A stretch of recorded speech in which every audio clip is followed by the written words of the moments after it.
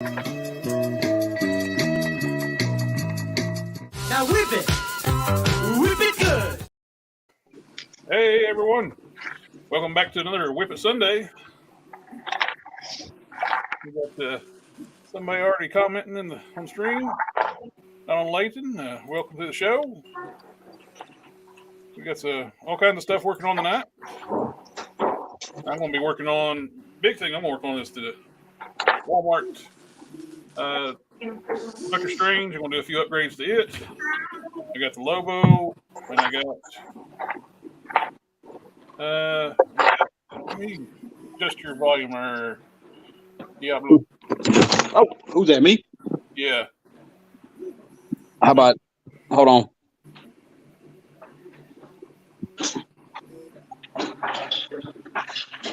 How about now? I think it's really loud here.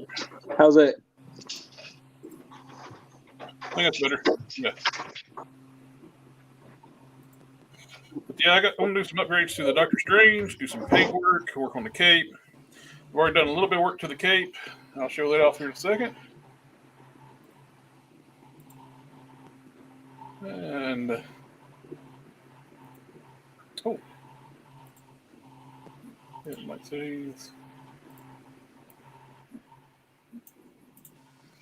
Okay, how's everybody? Is the volume okay for everybody now? How am I coming through? I'm good. Okay, good. Am I coming through okay? Yeah. Yeah, Everything's they're good. actually clearer than when I was on my computer the last time, and I couldn't hear you. Well, I got a new headset. And we got that would probably change things. Yeah. But one of the upgrades I did for the Walmart Doctor Strange already is, for some reason, they took the cape, they modified the cape from this Strange, the black and red one, basically the same sculpt. They modified it to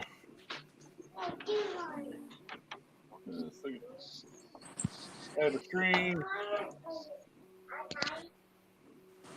but we modified it and made the neck opening a little bigger, and they put a peg where the Eye of Agamotto was and glued it to the chest. Oh, I think I saw that on somebody who took it apart not too long ago. It's pretty hefty peg too, isn't it? Yeah, it's a pretty good sized peg, and I don't like being able to not easily remove my capes either. It's like, I don't know why they didn't do it, because you could just. This one is fine. It just set on with this one, but I didn't stick with this method. So what I did, I drilled a hole in the chest. Looks like he's got an arc reactor now. Is that a magnet? Yep, double stacked magnets. Nice. That's solid. Then I put a magnet in the cape. Yep. So now Little click. it holds steady. And I was able to take it off too and touch up all the gold paint with sloppy paint too. Nice. So I'm going to do a little more detailing on the Agamotto. That's one thing they didn't do either. They didn't paint the eye. They painted it on the old cape. They didn't paint it on the new one. Yet they charge more for this new one. More for less or less for more? And it had some glue slop too on the skirt. There's nowhere near. There should be no glue whatsoever on this thing. Near this, you got glue here and down here on the edge of the skirt. Have you noticed that recently the paint apps have been worse and worse? Like I picked up the new Multiverse of Madness Strange with that ring effect, and I had the whole entire case was at Toys R Us on the shelf, and I looked through every single one of them, and all of the paintwork was just slightly askew on every single one of them. Like not one of them had like great paint on it. And Hasbro's wonderful decision too now to take the windows out where you can't do that. Oh yeah, I was reading a post about somebody. I think it was Rebo Blito on Instagram, where he said that 2 different WalMarts he went to, he was finding packages that are just torn open because it's so easy to open, and then just tossed on the shelf, and somebody's stolen the figure from it. Well, now too, they're taking the windows out of the box. Yeah, you ain't gonna be able to see the figures anymore. Yeah, it's called the mystery box. Welcome to the lottery, homies. Just tape it up and it's a rock inside. Oh, absolutely. It's what's going to happen. People do it now when you can see the figure. They're going to be more emboldened now that you can't see it. Oh man, scumbags gonna have a flipping field day, dude. Well, people always find a way, right? Like there's always somebody out there trying to. So I like this thing here where I can see the paint apps. And see you can choose it appropriately, right? Yeah. And I understand doing that with a kid line, not an adult collector line. Yeah, we model it as premium, but we treat it like it's not.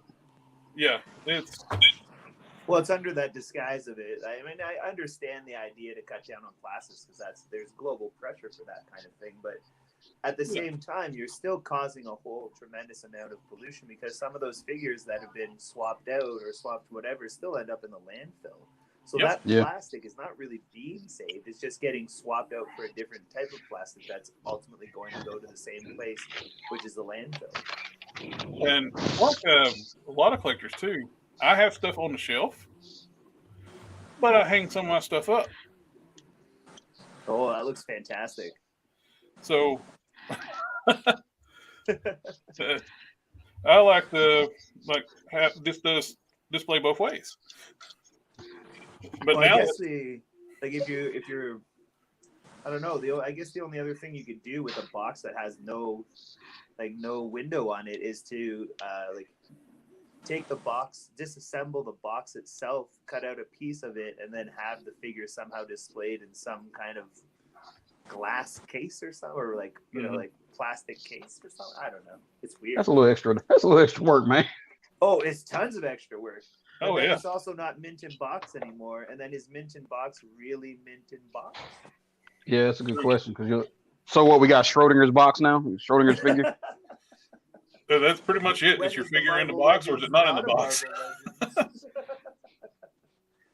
But then again, like all my masterpiece figures all have boxes, but none of those have windows in them. And those are hundreds of dollars worth in each figure, right? So it's like I don't know. But those you. Of course, the masterpiece figures too. I never buy those secondhand. I buy those directly from the dealer, and I open my masterpiece figures. So I'll tell you guys a little secret from what my profession is, and y'all can eventually guess. What I've seen is people will do the right thing when they think they're being watched. So with expensive figures, the reason they don't do that as much is because they assume expensive equals being watched. Yeah. And I mean, we've done studies on it. We've watched it. If a human being thinks they're being watched, man, they will do the right thing. Yeah. Well, it's the pressure, right? It's kind of like the animalistic nature of things. Like my dog, if he knows he's being watched, is not going to try to eat my sandwich off the table. But if I go outside and move the car and he's standing on the couch, he looks over at sandwich and sandwich is there. Nobody's watching. He'll eat it. No, it's a done deal. So who cares to guess what my profession is? Loss prevention. Huh? Police officer. Hey, there we go. First guess. I said loss prevention first, but close enough. That is a sometimes thankless job, my friend. So thank you for what you do. Yes, I am currently down for the count because I am missing some parts of my shoulder. Oh wow, you all right? I mean, it's painful. I'm in recovery. Yeah, so like rehab, that kind of thing. Yeah. I kind of think that where the Dr. Strange has the glue splotch right there, and I don't expect to ever. This little tassel here, just glue it over top where the glue spot's at, where it don't move, where you won't see it. Did you have you done the mod to that where you can cut the other side up, the similar seam line, and then he can actually move his legs into like a squatting position? I have not even noticed it. I've barely messed with this. As soon as I took out the box, I started taking it apart. I saw somebody do the modification. So where that slit is, where your thumb is right now, on the other side, there's no slit. So it stops him from having some mobility and moving his legs out. And what some people have done is just cut a seam line in a similar place on the other side with a knife or whatever it is. And then they could actually get him into that like cross-legged position where he's, you know, in mid use of the Eye of Agamotto or something. Ah, okay. I get what you're saying. Yeah. That'd be sweet. So it mimics the slit from the other side, and then you can actually get both legs into that, because otherwise the skirt gets in the way there. The shirt gets in the way. I remember having to do that with Master Universe She-Ra, so she can sit on Swiftwind. Okay. The version 1 didn't have the slits on either side. That's before they made a Swiftwind. They later on made a update to She-Ra, which had the slits on both sides. Hey, aren't we getting the She-Ra figure pretty soon from the Masterverse line? I think they revealed a whole bunch of new Master or the He-Man figures recently. I can't wait to get my hands on my very first Sun Man. Yep. Oh, just smacked my ring light above the workstation. That's why okay. I hit the print bed earlier when we were talking. So that's why I don't want my camera next to my hands while I'm working. It's okay, man. I think I've dropped my camera every episode we've done. Yeah. I think the last time I was on, I think it happened too. But oh well. You guys want to see the printer in action? Oh yeah. Yeah, definitely, man. I'll just bring the little. So it's a Prusa i3 MK3S Plus, and it was a kit, and it came in a giant box, which was under all of this stuff over here. And there's a box of all of the various Sharkticon parts that I've been printing and messing with, and it's like extensive. It's kind of ridiculous, actually. Little hands and things in there, and back pieces, and trial runs on things that didn't work. Oh, it's enough to shake your head. But yeah, it's there's a bit of stringing with this filament, and I found that the actual filament itself, it depends on which one I'm using. This one specifically, between the, I guess, the supports that are there is where a lot of the stringing happens, but That thing looks good, man. Oh, the Sharkticon? Yeah. Thanks. I've been working extremely hard to try to get it to a point where it's actually decent and that it'll print well, and then printing tolerances and everything. So I'm just trying to prop up the camera just to get a better angle on things. Chris Jordan made a comment, like he made a wired cape for Doctor Strange, and it really helps the figure a lot too. It's one of the reasons. And that's kind of one of the reasons too I went with the magnet in the chest. So I can get me like a soft goods cape, I can attach it right there as well. You know what? Soft good capes are the way to go, though, especially with the wires in them. Mm-hmm. So this thing's fully articulated too. It just has a bit of those print lines underneath, like at the bottom. So like I'm planning on producing probably about like 15 of them, and then bringing them to TFCon. I haven't figured out how much they cost me in materials, and then once I do, I'll figure out a price for them. But all the pieces are individually printed in the actual color. So the back piece is 3 pieces, printed in black. You've got the articulated tail that's all printed in blue with ball joints. It's hinge swivel at every single port on the arm and on the legs. And the feet are actually different pieces that plug into the bottom. But figuring out tolerances and stuff are half the battle of trying to figure this stuff out. It's crazy. That thing came out amazing, though. Yeah. What's that? Oh, thanks. I don't know. Like, people are like, it doesn't transform, then I don't know if I want it. It's like, well, if you don't want it, that's fine. I'll just build an army, and then, I'll just have more for myself. Like, if it doesn't sell, then it'll sit on a shelf with a whole bunch. And then with that, the X Transbots Quint, I plan on, displaying it with that. I was thinking about making a non-transforming robot mode as well, because in all honesty, my custom that I made in 2019, it saw robot mode for the pictures, and then after that, it stays in Sharkticon mode all the time. Yeah. Yeah. Yeah, I mean, it's not like... What's that? Sorry, go ahead. But I was going to say, it's not like people actually transform their stuff as much as they act like, I mean, there are arguments for everything, right? I mean, everybody's got an opinion. Opinions are like buttholes, right? Yep. I love Transformers, but I don't mind non-transforming Transformers. I like the character. What got me liking Transformers is the character. Yeah. There's more than one transforming robot out there, like Brand. But we fell in love with the characterizations, not the transformation itself. The transformation's awesome. It's cool. Yeah. But we like the characters. We like to reproduce things. Like you got a big battle of Sharkticons. These are perfect. Yeah. Display. That's the thing too, right? It's like the Sharkticon, I didn't like them necessarily because of the robot mode. I like them because they're these like shark-like creatures. And so, I mean, I made I kind of would not. They never even transformed, even on the show. I actually looked it up, and there were a whole bunch of episodes where they're involved. Actually, they attacked the planet Junkion too, and they fought the Junkions in robot mode. And they could fly apparently at some point in time, like some weird stuff that I don't remember from the nostalgia of it. Like, I built this because I always wanted a Masterpiece Sharkticon. I built one by hand, and I was super stoked about it.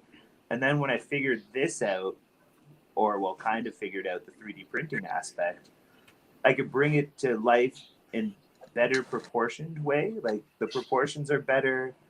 And the overall aesthetic, in my opinion, when I look now at the custom that I made, is like, wow, that custom was kind of cool, but this thing looks better, in my opinion. Oh, yeah. Like, it just looks more proportioned. And like a buddy of mine was saying, oh, the face is too round. I actually stretched. I started with, like, if you look on my Instagram, I started with, like, it almost looked like a ham. But, like, the head itself is not, let me see if I can just lift his jaw. I actually redid the design on the jaw as well, but it's more of an oval, and it's hard to see with that black piece on top, but it's more of that oval shape to it rather than being a circle. And because initially it was circular, and it was a bunch of pieces put together, and I thought, okay, that'll work. But then the more I looked at it, it looked like a ham, like the ham with the bone in. And I posted a picture of like a drawing with that because it had just the tail or like the initial renderings of the tail and then the center part of the body, and it just looked hilarious. Laurie, if people are willing to buy Transformer statues, to be willing to buy something like this, which also has. I hope so. Yeah. But I mean, like pricing wise, I don't know what a fair price is because, I still haven't figured out how much it costs me in materials. But I mean. I got a question for you. For something? Like, I'm just curious what you guys think you would pay for something like this, knowing that it's 3D printed. It's not completely like perfect, but the joints will be tight. Like I wouldn't sell something that's all loosey goosey, right? But like, I'm one of the worst people to ask that. I have no idea what to charge for stuff. So here's what I was told, my man. A person will spend thousands, if not hundreds of thousands of dollars on a picture that is a white sheet with a banana tape to it.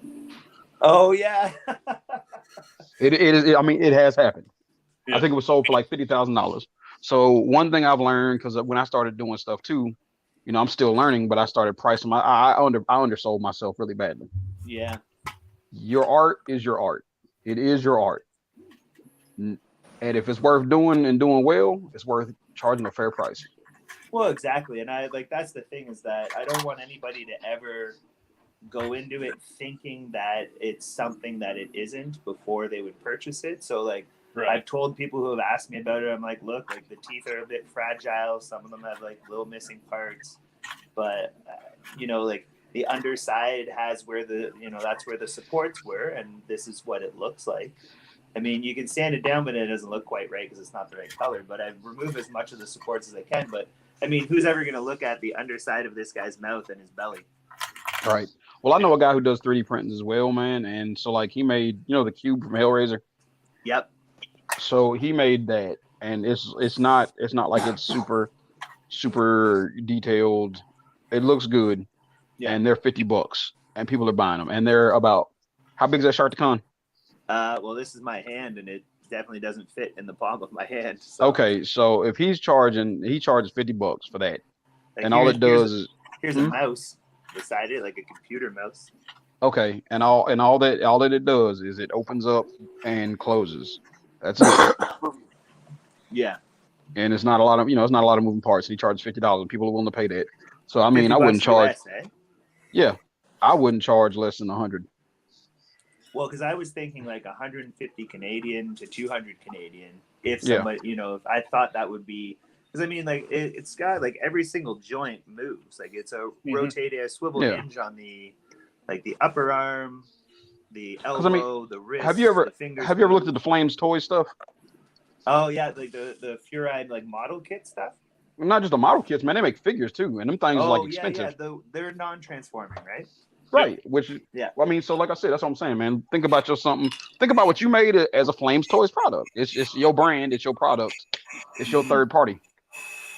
Yeah. So, my only gripe about it is that I know that the 3D printing just isn't quite that finish, like that high quality finish to it, and their little imperfections or their like the print lines and stuff. That's my only thing that I think about, because I'm like, it's cool, it's fun, I built it, but is it at that level of those high end finishes, But then again, I'm not a company that's producing it, where we're producing like 3,000 units of it. Yeah, exactly. Yours is a limited run. Made in a factory. Even like smaller companies, you got to take into consideration of pricing. Like with a lot of people were talking about like comparing NECA's pricing and Hasbro's new pricing, which is Hasbro's pricing new upgrade is unjustified. It's their stuff is run at much higher quantities. Quality control is not the best. No, it really isn't. No, it's getting worse, man.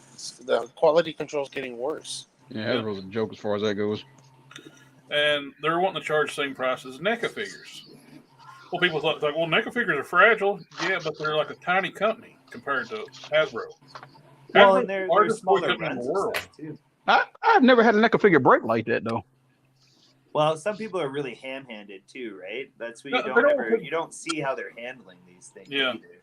They don't want to take 5 minutes to check the joints before they start ham-handling it. Heat them up or something, or they think that straight out of the package, plastic has never fused to plastic before. I can tell you that plastic fuses to plastic very often, even in 3D printing. I'll show you my reviews when stuck joints is like, do not. If you get something out of a box and it's stuck, don't force it. Take a few minutes, put a blow dryer, some hot water, heat it up. So check this out. I was having some trouble printing the back piece. I'll show you what I mean. So on the back piece there, it wasn't printing the spikes on it. Yeah. It just wasn't printing well. And I was, the rest of it was okay. It fit okay. I had to Dremel this one down because some of the pegs just wouldn't. It was kind of rocking back and forth on it and wasn't staying down because of some of like the inside. And this is just my design, my newness to design.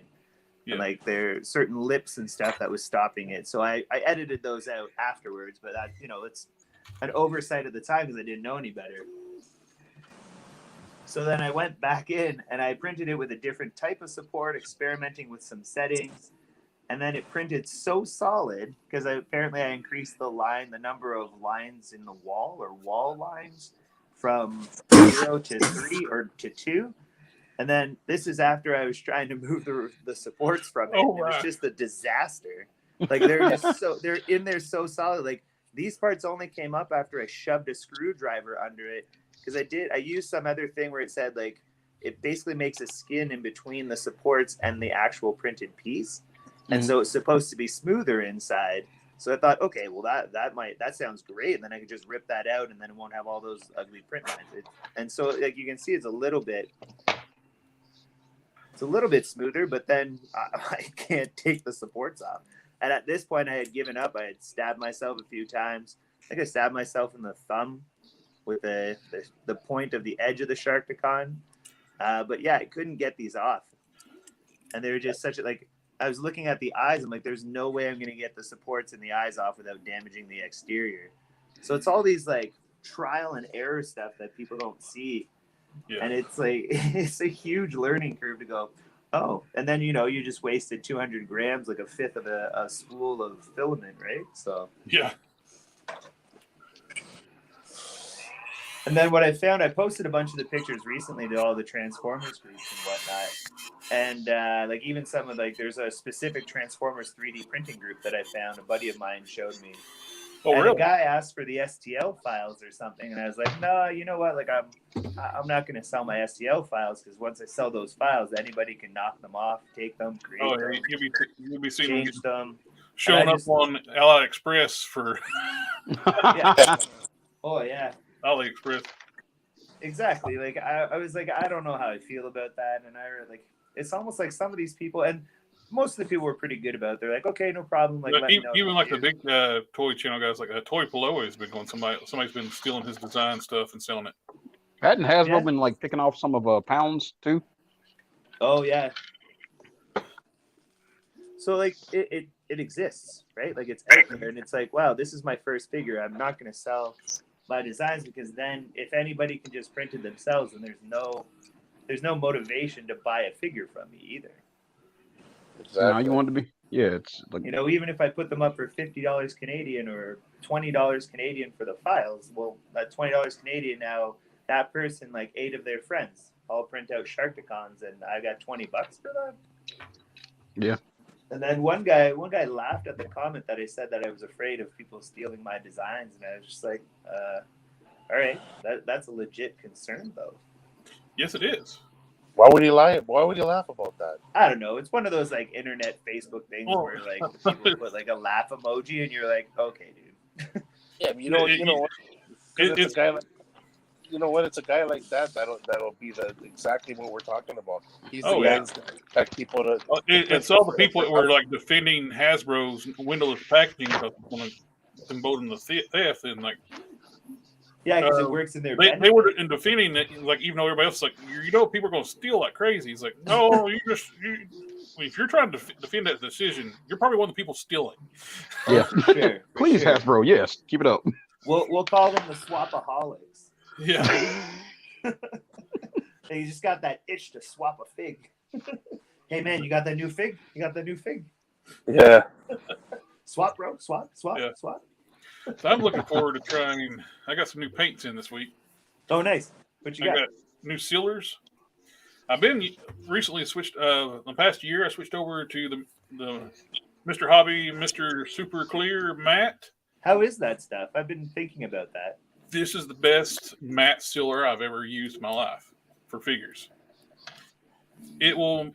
It is such smooth finish. It looks fantastic, and.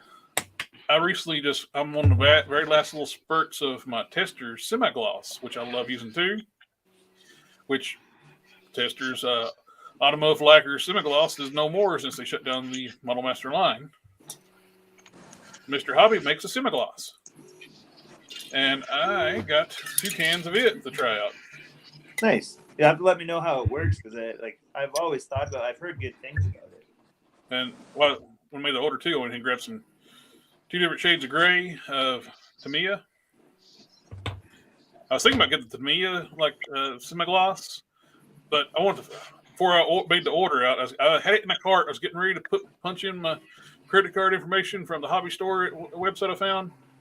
So I want to see if I can find Mr. Hobby first.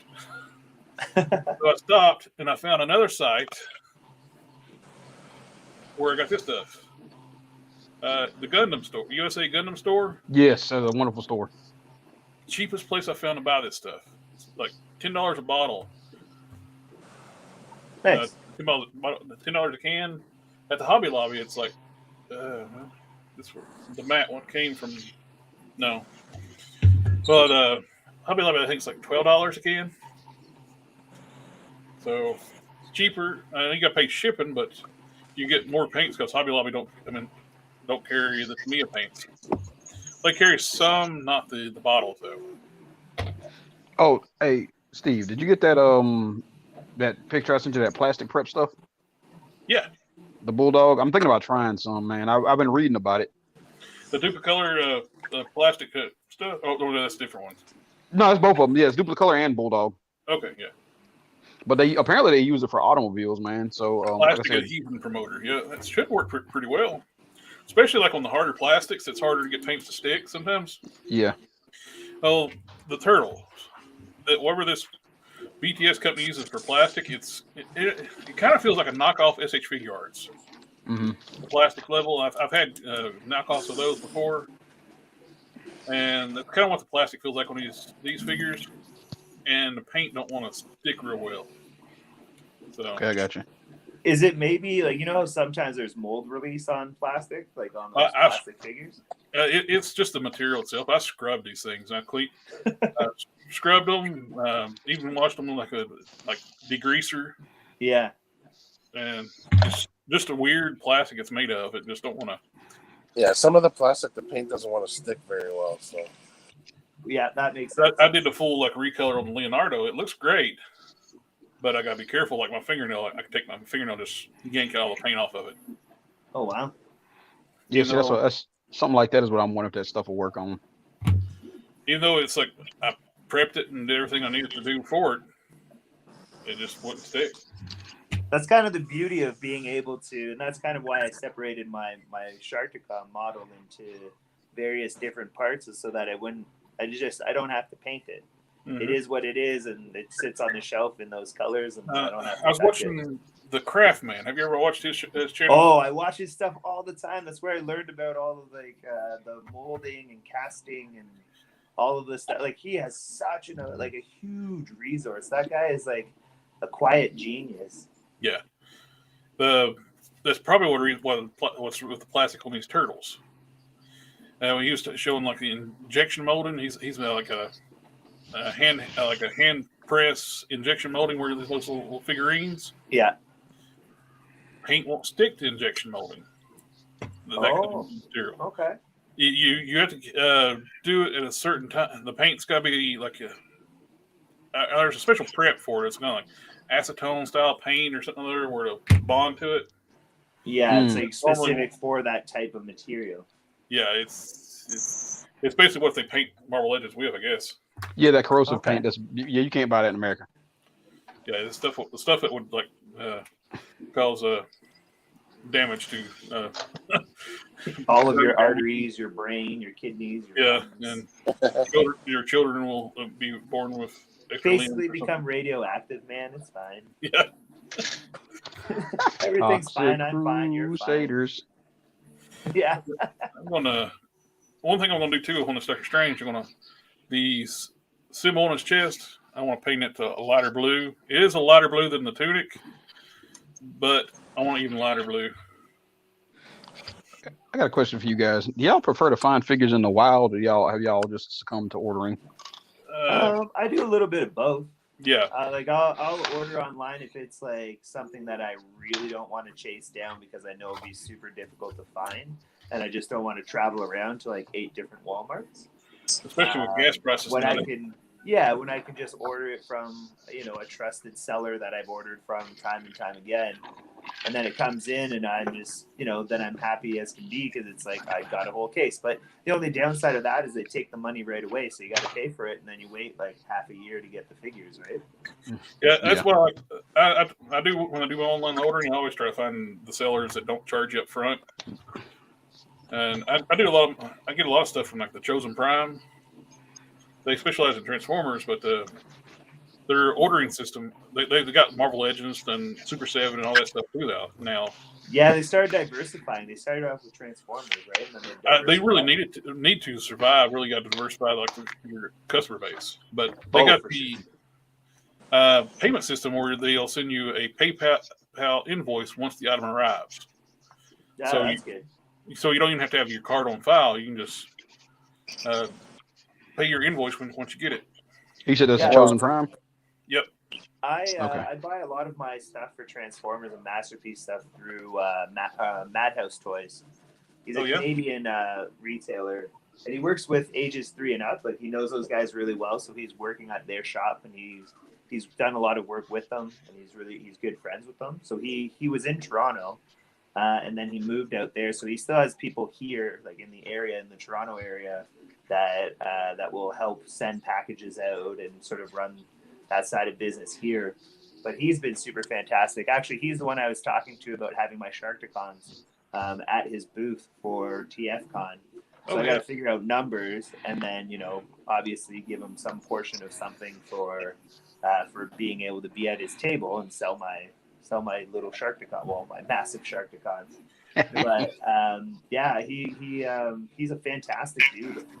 But the same thing, like I'll pre-order with him, and because I've been buying stuff from him for so long, I can say to him like, because all of a sudden 5 masterpiece figures come in that I've ordered, and I'm like, oh crap, like that's a lot of money, it's like $1,000 here, $1,000 there, and like, yeah, I'll say to him like, look, like, do you mind if I just take 2 of them now and then wait for the other ones and pay you after? But because I've known him for so many years and I've been buying so much from him, we've developed that rapport. But whenever you pre-order a figure from him, you don't pay until it comes in, which is a nice thing. That is so much better. Mm. Plus, it gives you an option too. Sometimes I think situations happen. You gotta have medical expenses or vehicles break down. For sure. Life happens, man. Like, I was just thinking that too. It's cliche, but it's exactly true. Like you never know what's gonna be around the corner or the next corner, right? So. One of the good things that we got now too, Jer, with Outrun Collectibles there. He's offering like a pile of loot, like the Big Bad Toy Store. Mm-hmm. Yeah, that's a smart move to get people. So then they save on shipping and whatnot, right? Yeah. And this guy's fairly new. He was working at somebody else's place, and actually one of our friends, Emerson, there, he's always like pushing the guy's stuff. Now the guy he's opening up his own place, and he's offering a pile of loot option for that way here. You can keep stuff in there, and then I do that with Big Bad Toy Store, but still I gotta pay the conversion from American to Canadian. I gotta pay for shipping, right? Like with Outrun, he's a local guy, and if once the stuff comes in, you can either go pick it up if you want to take a trip into Toronto, or you get free shipping after, I guess, what, $150?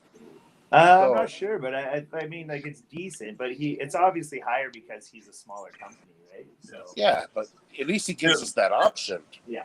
Yeah, the Chosen Prime. This is like they call it the Prime Stash. Yeah. And they'll hold it once your stash gets to 150. That's got free shipping. Nice. Oh, that's nice. Which they are the sponsors for TFCon. Like them and Agabus are usually the big 2 sponsors for TFCon. Yeah, even TFCon Toronto, they've always got like a huge display at TFCon Toronto.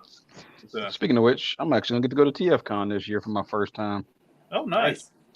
My wife surprised me with the fact that we were going. That's nice. Awesome. Which TFCon? Are there 2 in the States now?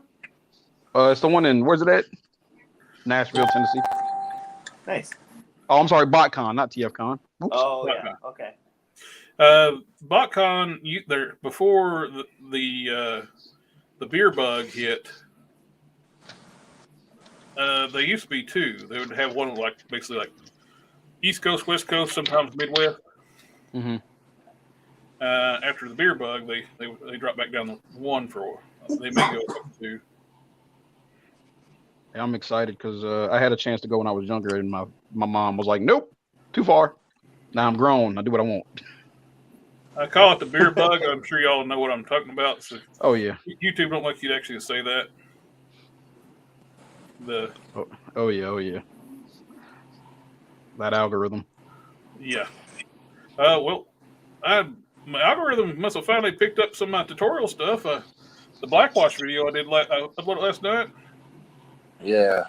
I went to bed at I had 100-some views. I got up this morning, it's 3,600 views. Like, what? Holy cows. Hey, man, I told you put in good work. Speaking of which, speaking of your tutorials, your one on joints, the joint sand, and that's actually what I'm using right now for this Hulk I'm working on. Oh, excellent. I told you, man, you are a champion of the collectors and the customizers. Oh, absolutely. I just like to share my knowledge with everybody. And well, gentlemen, I got to roll out, but thank you for stopping by. Transformers fun.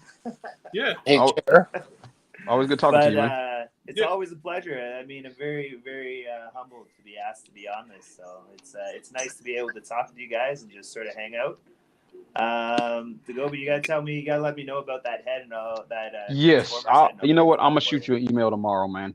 Oh, it's okay. No worries. There's no rush. Like I'm obviously like knee deep in this Sharkticon. Well, I should start calling it what I've named it. I've named it the Marauder. Yeah. So it's it's Marauder is the name of the figure, so that I don't run into any of those wonderful things. You know, it's not what it is, but it is what it is. Yeah. But yeah, let me know about it. I'm deep in printing these things. I just started printing the first new, like the revised body that I'm doing. So it's got a little bit. I probably see. We were trying to show this before about the different colors. The gray is a bit of a darker gray. You can kind of see it there. Mm-hmm. So it's going to be a darker gray, and then this lighter gray. There's going to be a section on the underbelly, like a little cross section under here. That's kind of like a triangular shape. That'll come out all the way to the end here and then just kind of run in between the legs here. And there'll just be like a little underbelly that'll be this color printed on it, printed out in that color. And then the rest of the body is going to be a bit of a darker gray, just to give it a little bit more like, I don't know, just like a nicer sort of finish to it. So it's not just all one color. Like I can't wait to see that intended. thing.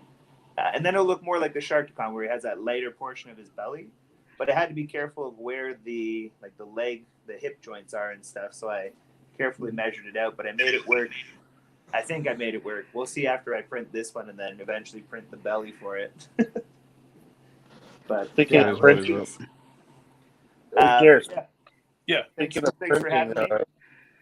Sorry, I keep cutting people off. I apologize. No worries. But yeah, good to see you guys. I'll come on another time. Maybe once I have an army of 15 or 20 of these things sitting in my basement. I'll snap a pic and share it. Yeah. All right, guys, have a good night, eh? You have a good night. All right, see you guys. Later, Jer. Have a good one, bro. And thank you very much, sir. Yeah, you do deserve the views. I said, my man, you are my inspiration. I can't say it enough. I think it's light blue. It's Citadel Techless Blue. It's gonna work out good for the chest emblem for Doctor Strange. It's the blue I put on your Superman. No? Yeah. Well, at least you can see the difference now, right? Yeah, before you could. It's very subtle. It's clean the brush a little bit. When you're watching everybody. I'm trying to figure out how to rehydrate this Citadel paint, man.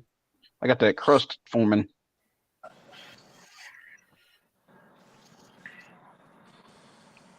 Chris Jordan, thanks and good night. Are you saying that to the Quintesson, or are you heading off, Chris?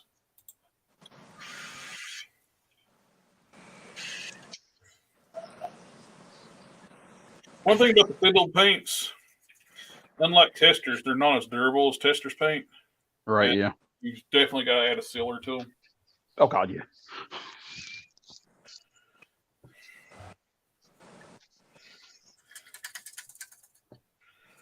They're pretty, though.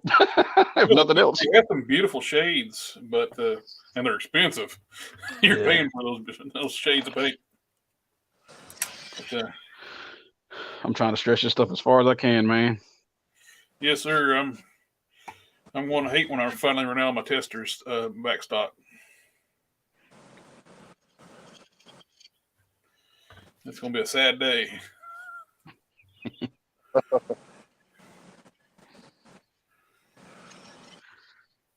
Got to press forward, my man. Got to press forward. We'll find something else. Yep. Oh, here's one. Have you tried Turbo Dork paint? I have not. Man, that stuff is so it does color shifting. Ah. So Turbo Dork, it's a California-based company. The guy told me it was a husband and wife that created it. That is some really good stuff. But what I really want to get my hands on is G paint. G paint. Yeah. So it's you don't need a primer. It's already the paint and primer are one. But it's made by the I guess the Gundam Corporation. Mm-hmm. The guys that make their stuff, and like the reviews on it. If you ever get a chance, man, just check out the reviews on G paint. Hence the G in the name. Gundam paint. But that stuff, man, it's durable. It's amazing. All reviews have said nothing but good stuff about it. I put the slit on the other side of the tunic, the skirt piece, and I drilled a little round hole too to keep the split from spreading farther up. So now you can do the full splits.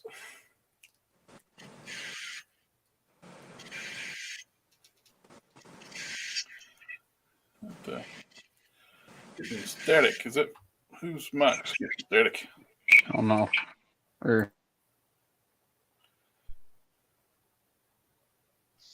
How we doing? It's Hulk Smash. Your mic keeps getting static. How's it now? Not bad now.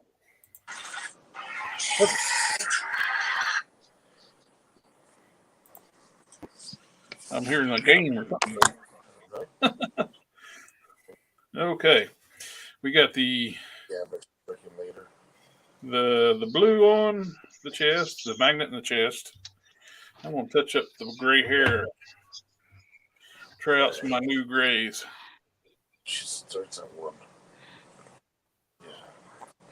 Oh, hey, how many layers do you normally use to seal Marvel Legends?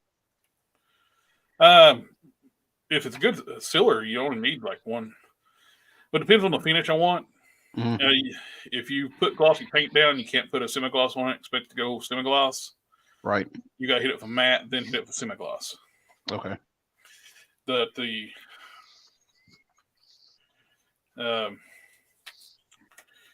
if you're going for a matte finish, you're done with 1 coat. Or if you're going a glossy finish, you're done with 1. Okay. Now, do you know the difference? I've been trying to figure this out, man. What's the difference between a regular varnish, like an acrylic varnish, and a what is it you use? The lacquer. The varnishes I haven't used. I've always used lacquers to seal with. So you've never used an acrylic at all? I use acrylics. Well, that's what I'm wondering. So I don't know what the difference between a lacquer and a varnish is. That's what I'm trying to figure out. I don't know if one's more durable than the other, or your most durable is going to be your automotive, like the Duplicolor. Okay. If I got something that I really want a durable finish on, I hit it with some Duplicolor. Okay, so I need to go pick some of that up tomorrow. Then I'll probably still just hope with that because.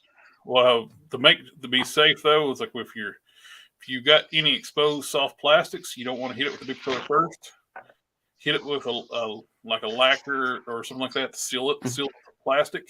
Okay. Then you can do the Duplicolor. Oh, Duplicolor is that strong? Yeah. Oh, so it bonds, right? Yep. Gotcha. Much appreciated. Yeah, here's how that Hulk's looking. Like I said, I had to tear him back apart. Oh.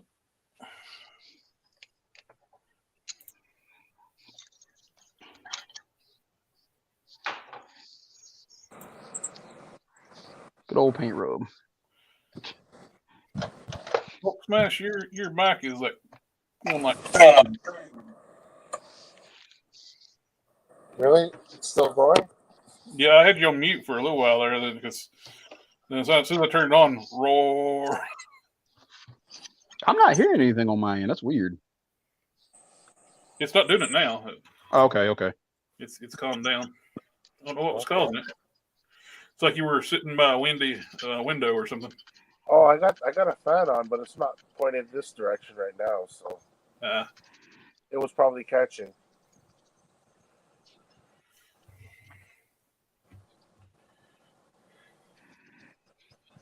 These mics on these streams are so sensitive.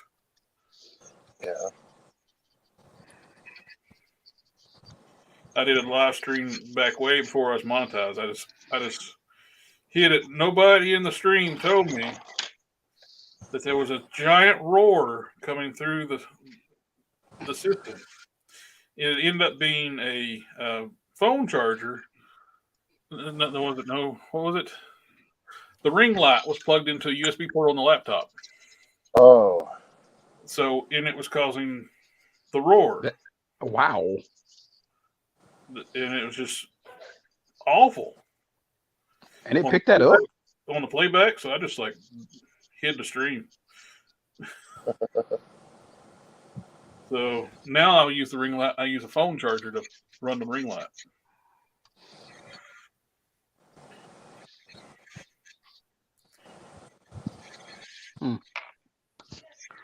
Which Hulk is that you're working on?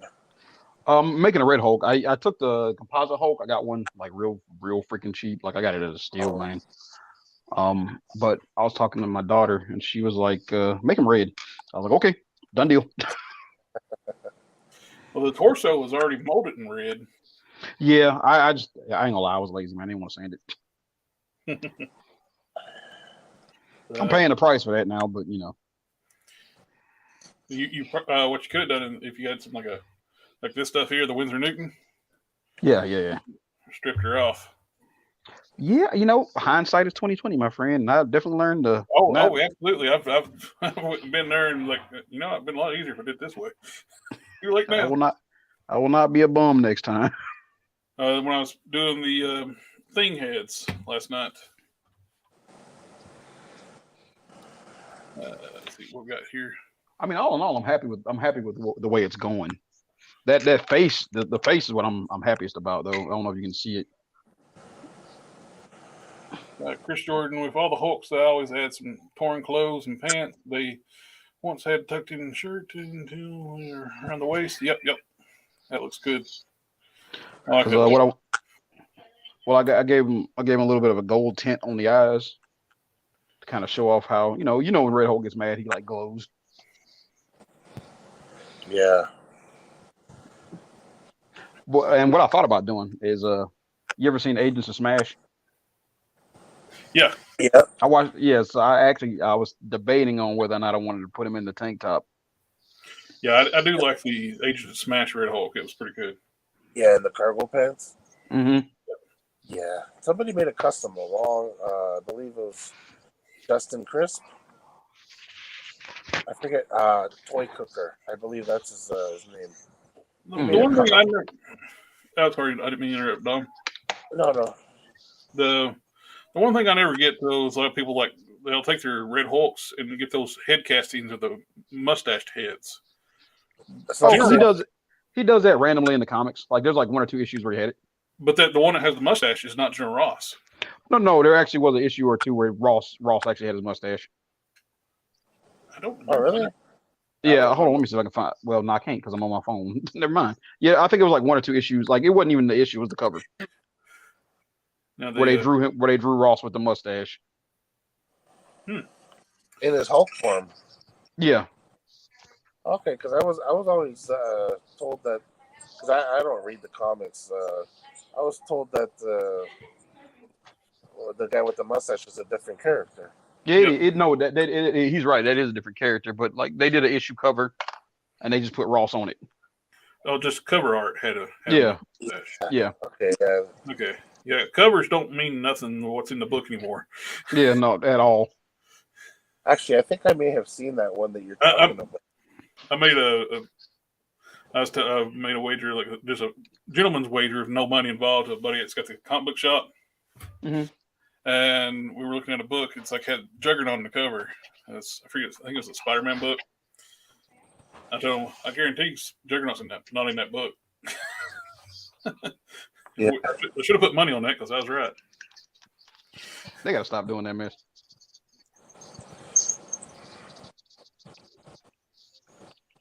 Over here making a custom alcohol wash.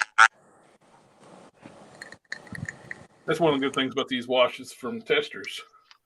You can add colors to it if it's not in blend. Like when I did the Living night, sweetie. When I did the King Spinks, I needed the teal for the sides of his chest.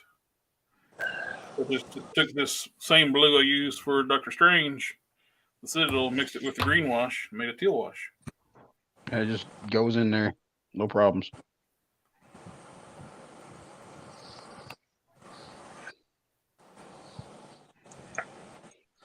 You're getting your ore back again.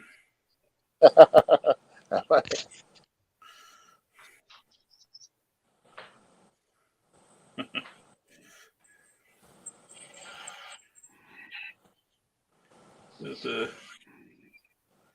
we gotta get you on here, Dom. Like working on something or other. You gotta participate now. Yeah, well, when I'm on here, there's nowhere. I'm usually on my tablet, so Yeah, all my stuff would be downstairs. that's all right. You can take that tablet down there. It carries. Dom, I don't even know what you look like, buddy. This is Sunday lounge day. Yeah, you haven't even seen any of my customs. I have not, sir. You've seen my trash. I haven't seen any of your good stuff. I try to be humble, my friend. Try to be humble. How about the last Mattel movie Joker for Heath Ledger? Mm-hmm. Yeah. This is gonna be my base for Lord Pumpkin. Oh, nice. The Big Head Studios. They do like 3D modeling, resin prints, and they made a Lord Pumpkin head. Oh, cool. So I ordered it off eBay, and it should be here this week. Oh, And that's interesting. The comment there. Try to shave a bit from the chest to make them flat. You know what? Yeah. Why did they not include the forward butterfly emotion? Like, I mean, I don't know any of these modern Hulk figures that can actually do a thunderclap. You know what I mean? Yeah. They have yet to do any Hulk figures. Well, Hasbro has yet to do a Hulk figure that can do a thunderclap. Yeah, that's correct. Yeah, that's like one of his signature moves too. Like, why wouldn't he be able to do it? Yeah. Yeah, but they went through all the trouble with the back, and it's a great butterfly joint going back. Yeah. But I mean, like, you know, like, couldn't they put one in the front too? Yeah. Doesn't Abomination have one in the front? The Gamerverse Abomination. It goes forward a little bit. Oh, not enough though. Not enough. So it's you know, so you can see. I wonder if you can just cut it out. And the problem is the shape of the butterfly joint itself. Oh yeah, There's no. It's smooth. There's no sculpt on it, and you're going to lose out the way the chest sticks out without having the butterfly joint been designed to fit the contour. Right. You're basically going to cut a giant hole in your figure. Yeah, it's not gonna.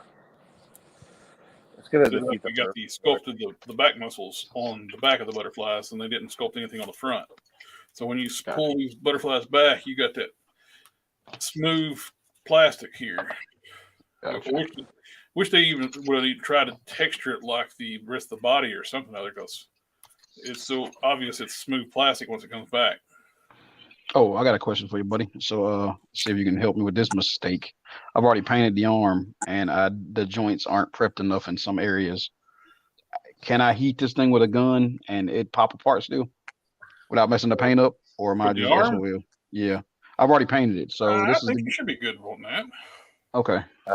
Probably better off using a hairdryer though. Yeah, I'd use a hairdryer. Let's eat. Okay. Yeah, that's a lot of work. Definitely, though, you could do that. Something Wong said you can use build up a sculpt and make the butterfly joint look better. I'm sometimes I'm lazy. Yeah, I know that feeling. But yes, you could definitely do that.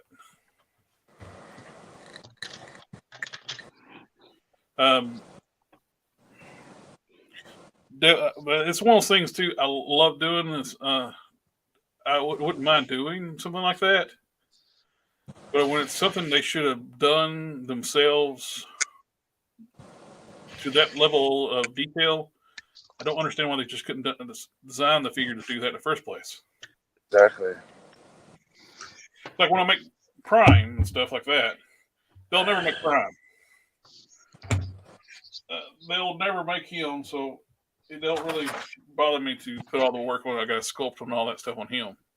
Okay, I'll call this out now. You know how this is this is obviously the newest Hulk design they had, and they've already managed to use it for 3 different Hulks: Red Hulk, Composite Hulk, Maestro. And you want to know what? After they're done with using this mold, they'll probably design one with a different butterfly joint, and they're going to make you buy all the characters over again if you want them. You know what I mean? Yep. Yeah. So absolutely, the retro Hulk should have had some forward butterfly joints. I can't stand the face on that thing, man. Oh, I forgot the newer Hulk. That new 20th anniversary Hulk. Yeah. I had it on pre-order, but last time I was talking at the Hulk Smash, it was like, I don't like it. I had it on pre-order because it's Hulk. I'm a huge Hulk fan. Me too, obviously. Yeah. Oh, your customized now is Hulk Smash custom. So yeah. But I ended up canceling my pre-order on it.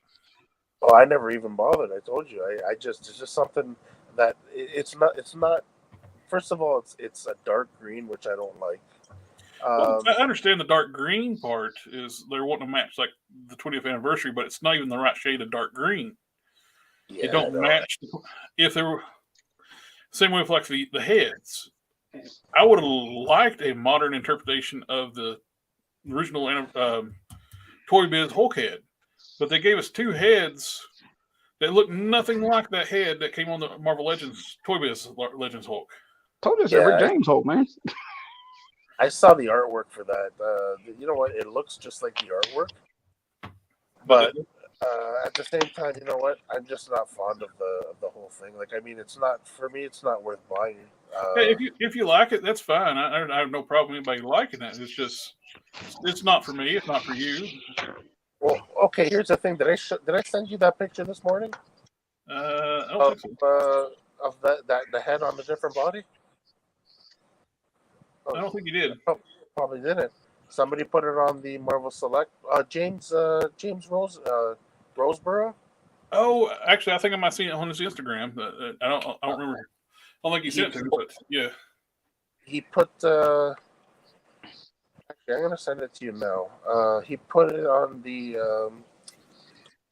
Marvel Select body. I don't know how he got that many Marvel Select bodies, but he's got a lot of Marvel The dude Select must Hulks. have bought out to like his regions of Immortal Hulks. Yeah, it's he put it on there. It looks better. You want to know something? Now that I see it on the Marvel Select box, that head is too big for the Legends. Yeah, it is. The lips got me, man.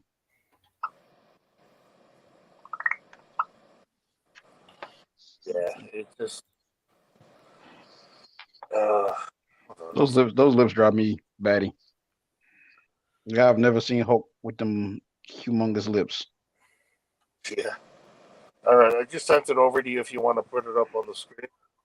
Okay. We can pull it up here.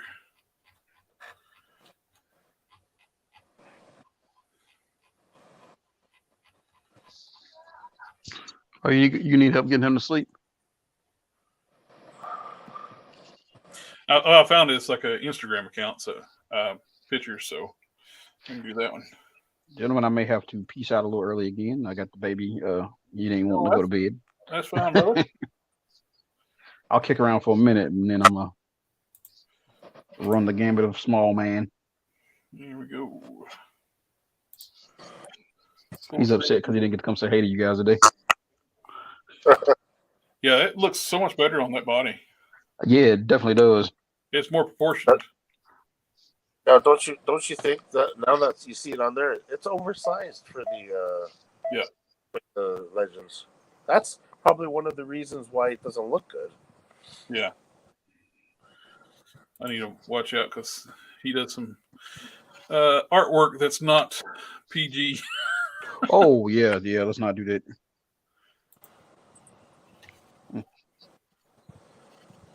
That's actually on the body there, but it's blurry. If you blur it out, it's proportional fine. Actually, it looks a little too big. Yeah, it's too big for that body. So That's one of the things that makes the Hulk look more powerful. The smaller the head, you don't want to go too small or it just looks weird. But you gotta have the head that just really the right weird size. Yeah. But, yeah. Hey, before I head out, where do you get that Duplo paint from normally? Like AutoZone, O'Reilly's. You know what the price on it is normally? It's been a while since I bought it, and it's usually pretty pricey though. Okay.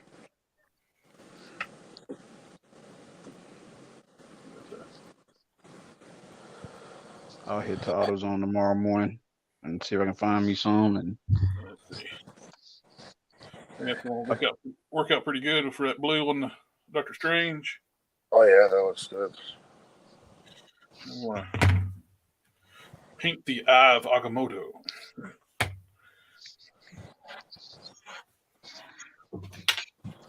My phone, I think, finally beeped that you sent me a message. Yep. It's pictures we looked at. There. My signal down. I run hardwire down here for the stream. So my Wi-Fi don't pick up real great down here.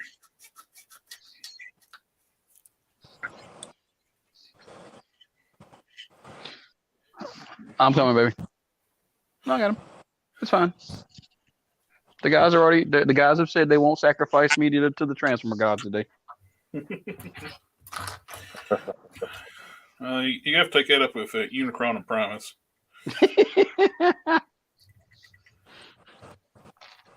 I'm the last survivor of Limto.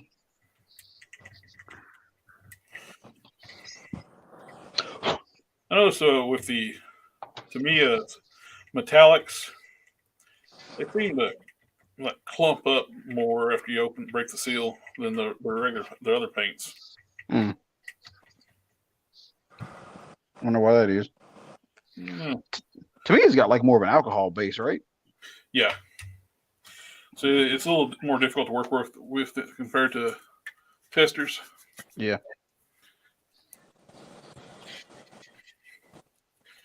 But, you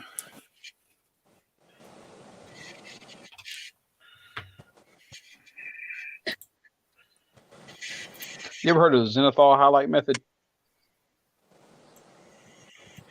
the what now? Zenithal highlight. No, I have not. Okay.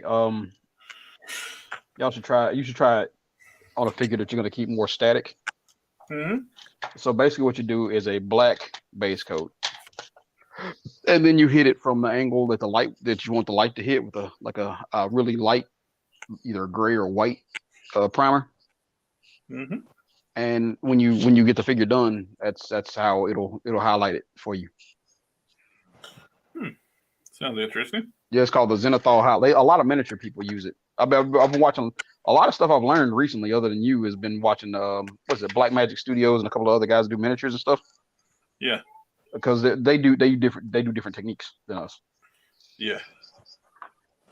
They pull off some killer shading on their stuff.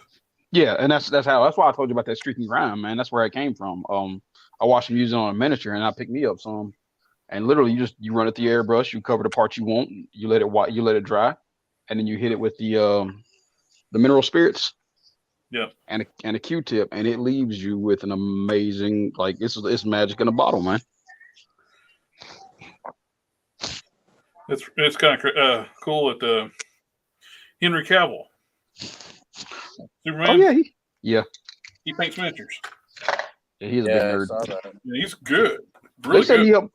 They said he helped design the new Witcher outfit, right, for the new season. Oh, did? Yeah. Did he? Yeah, he was involved in it. Well, that's cool.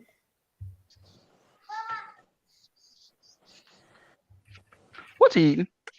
Hold up. Did you give him? He's eating a rice. It sounds like you might need to take care of stuff. Yeah, let me go get this little booger. Oh, never mind. Okay, well you got him, baby. I love you. Never mind. The wife has given me the go ahead to hang with the fellas. Okay. I watch miniatures, learn how to paint. Crazy how smaller things can be painted better than 6-inch figures. Yeah. Well, there's not a lot of 6-inch YouTube paint videos out there. But that's one of the reasons I kind of I like to share and stuff. Or we talked about before. There's so many people in the customizing community just don't want to share how they do stuff. They'll show their off their finished works, but how it got there, not so much. Yeah, true.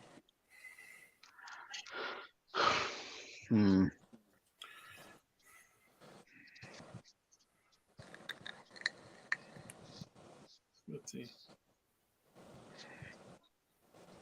Where are the key points that you sanded on your Hulk figures?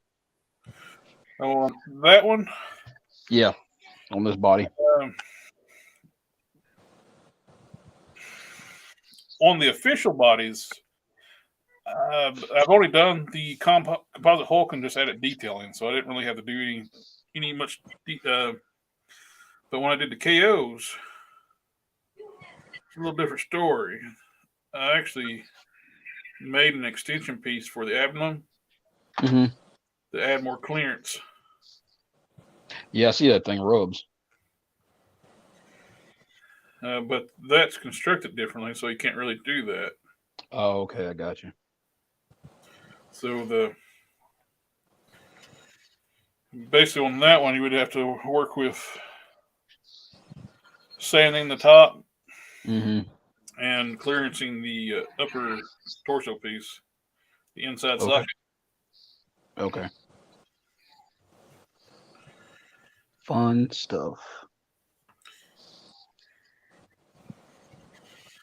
Be the Eye of Agamotto, which since Hasbro's had enough paint. Let's paint less and charge more. Yep. And take away articulation and charge more. This right here, these double ball pegs, they're putting on these tiny little short double ball pegs, which no range of movement. I hate those. The disc hinge necks are so much better. Hey, let me see that Goliath. Either one of them's fine. Have y'all picked up any of the gargoyle figures? I got my Goliath, yeah. Okay, so you see how big, how big those freaking honking wings are? It is hard. Chris Jordan from Never Stop Stick picks during the customizing process. It is, once you're in the mode, when you're in the zone, it is hard to think, well, I want to stop and take pictures and share my work.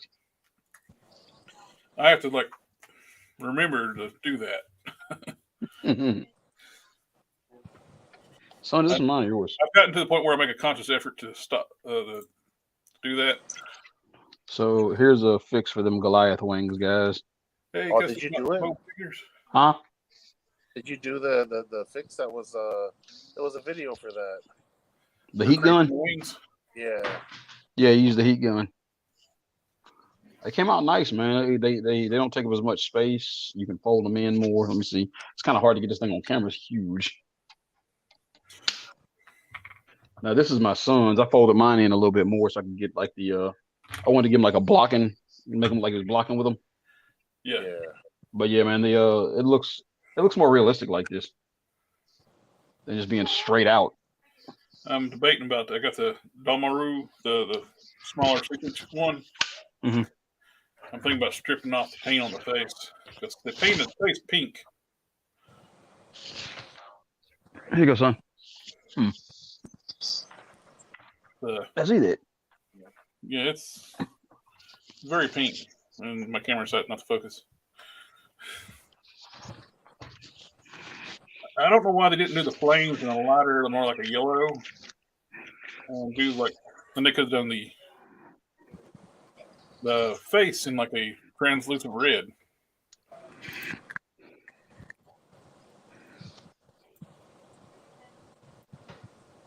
That's weird. They gave him a pink head, a pink face, though. Yeah.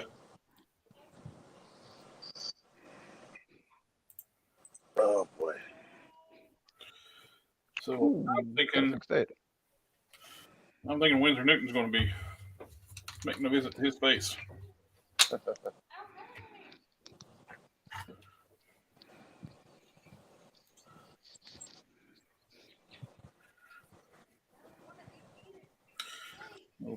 Luckily, we are not going to run out of hours for the stream this week. I mentioned before, like the StreamYard gives you 20 hours free, Mm-hmm. and I'm not going. I should be good because this is Was the it last. This is the last Sunday of the month. Oh, so it's per month. Yeah. Okay.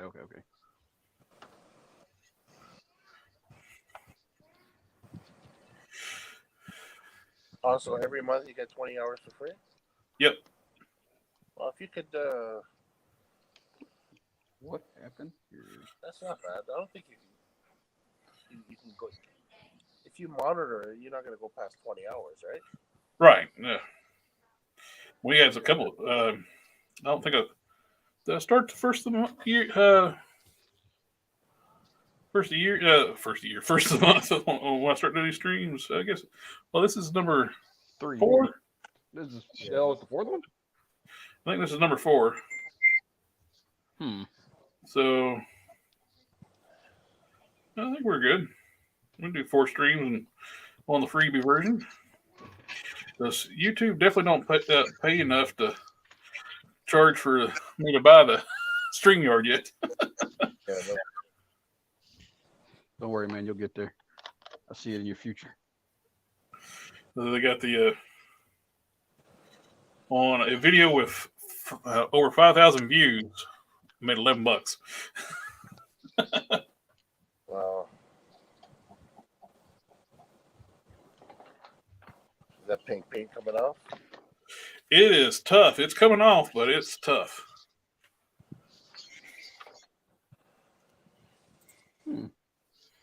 Or So Brooks got extra wings. Yep. I didn't even open my Bronx. What sucks? They got the wings that comes with the dog one. I think was it Bronx. Bronx, yeah. The wings, yeah. All the other ones are coming with the giant wings too, folded out. It's like you listen to everybody saying we want folded down wings for Goliath. Did you not think we wanted them for the rest Everybody of the car? else? Yeah. Yeah, it's weird. Hey, so it looks like I'm running into something, man. My Tamiya is drying out. I actually bought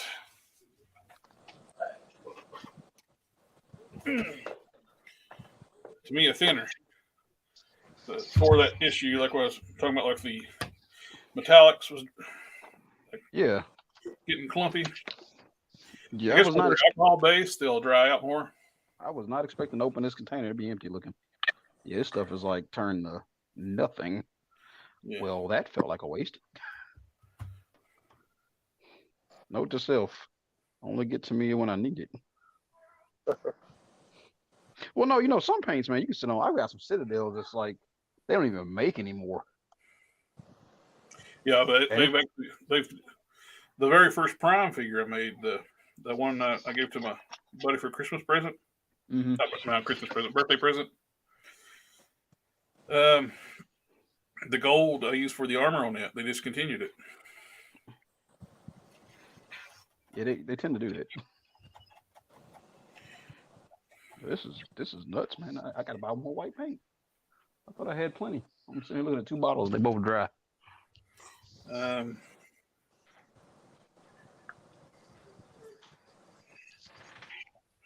I don't know if this is paint. This pink. I don't know if this pink is paint.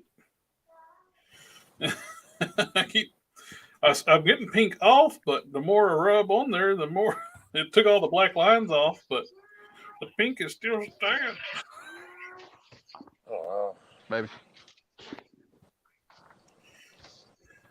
They must put like several coats of that pink on there. All right, guys. Well, I'm going to call it a night because I'm now my feelings is hurt because my goddamn Tamiya is all dry. Oh, I just wasted money. Get you some of that thinner. You should be able to revitalize it with that stuff. All right, I'll try. I'll give it a shot. I'm trying to mix some stuff up here now and see what I can do. I use it too. Like instead of using the paint tomato right out of the bottle, Mm-hmm. use it. If you were, I got used to using testers, ready to go outside the bottle. Right. Tomato's not. You got to thin it to use it. Right. Yeah. I've seen that. Yeah. And yeah, I've tried different thinners, and I don't think any other thing will work other than tomato thinner. Not well, anyway. Because I've tried. Who made this? The Vallejo thinners, and they did not function well. Yeah, I think it's where their special alcohol based paint, and you got to buy their stuff to work. But I will see you gentlemen at a later date. Yeah. Let me know. Hey, man, y'all take care. Have a good one. Have a good night. Later, guys. Later.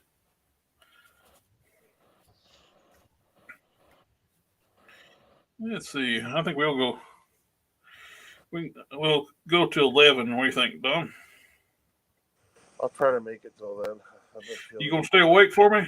I've been feeling under the weather lately. Oh no. Yeah. Past couple of days, I've just been out of it. Is this actually an overlay? It might be it might be like a piece inside the flame. But some of the pink comes off. I know the flames are glued together and it's sandwiched between stuff, but huh.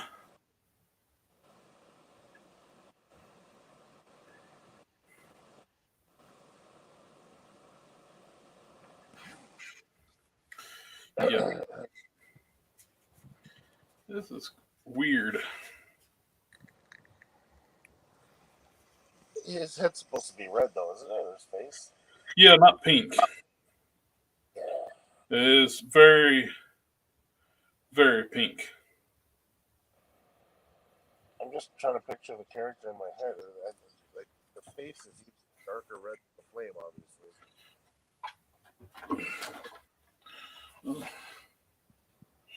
And on the box.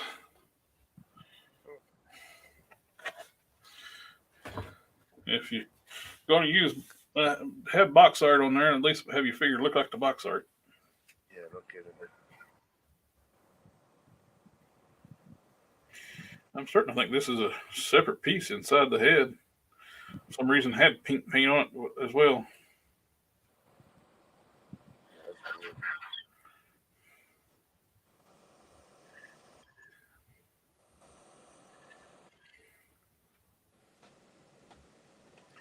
I'm losing the black lines on the face, but it don't matter to me. They're not really supposed to be solid black lines. It's like shading. Yeah.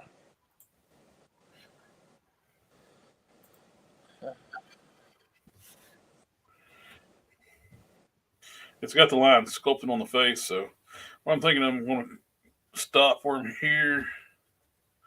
I'll get the rest of the black off of the corners here. I'll take some transparent red and go over top of this pink. Oh, that'll work.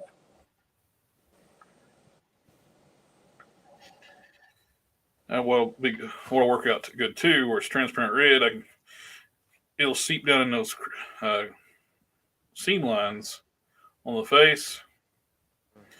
And it'll make darker lines on the face. Like what we with the Shocker when I did the wash on him. Yeah.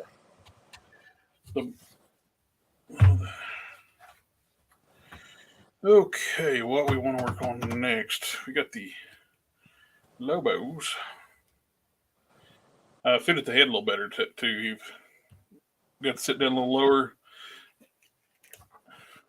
crease the socket on the head, the cavity where it's actually got a lot more range of movement. Pops on nice. You got good tilt. Look up and down. Real good movement. Now it's actually better than the factory figure. Who would have guessed? Yeah. Factory head. on.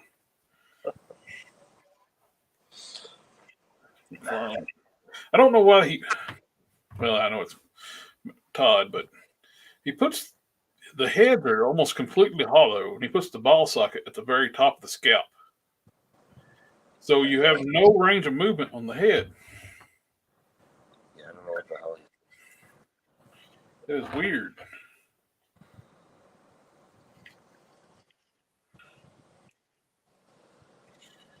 I think what I want to do, I want to panel line the mouth of this Ninja Turtle.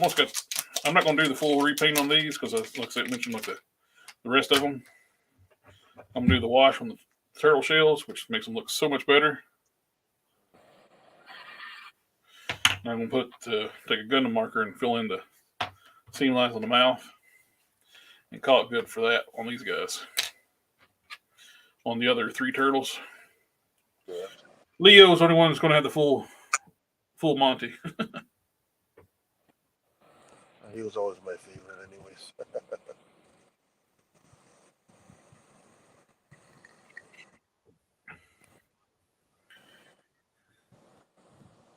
Yeah, that's all it needs to get to like the toon look, just to fill in the seam line for the mouth.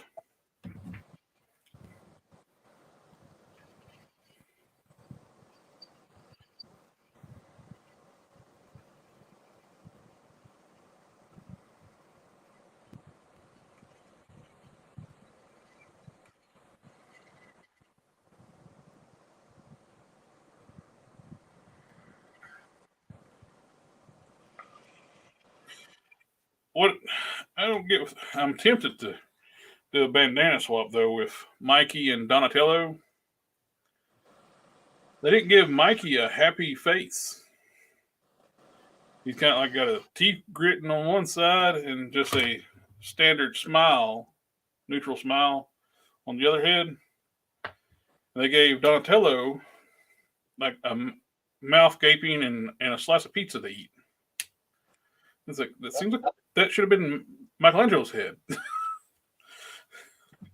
Yeah, like what are they? That's almost like it's almost like a image. It's like they mixed the files up when they were printing them out. I'm going to paint these shoes up. I got the Juggernaut feet. And for my Smart Hulk, Don Sawyer did those pants for and the shirt. So I'm going to do these shoes. Man, I like to have a bunch of these for different figures, different characters. I need to get another Maestro so I can do a boot swap on it because I don't want to do it to the only one I got. I want to keep one factory. Yeah.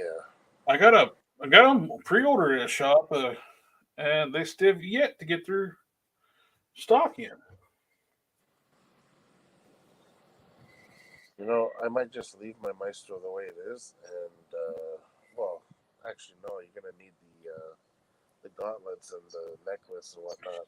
Yeah, I had the very same thought you were just going to have. You're going to buy the KOs and buy a Juggernaut KO and a STC one. But then you got you need the gauntlets. Exactly. No. Of course, what you could do though is take the base body for the Maestro. It's a little different color, but sometimes he was colored that way. The Smart Hulk. Yeah. He's got the brown pants, having like a in battle when he loses his shoes, because he'd always lose his shoes. I don't want to go leather brown or burnt sienna on the boots, on the feet. I'm gonna go burnt sienna, maybe a little darker. Yeah, it's a darker one. So, 1, 2. Yeah, some big thing about the KOs. The plastic is what would normally be the super soft plastic is hard on the KOs. Yeah. You're leaving the soles black, right? Yeah. I'll need to touch them up. They need touched up anyway, so I'm not going to be super careful. I'm going to do a black wash, and I'll touch them up. I'll try to be careful, but I got to touch it up anyway, so.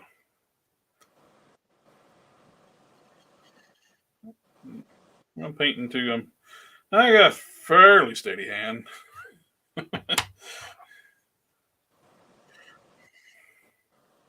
This is what I love about testers, man. I just open the bottle, shook it up to open the bottle. I'm painting.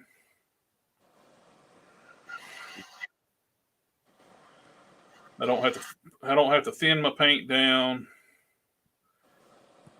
and worry about my brush strokes. It's the Tamiya that it wants to start to set up, but as soon as you touch the whatever you're painting, then you get brush strokes, especially if you don't thin it.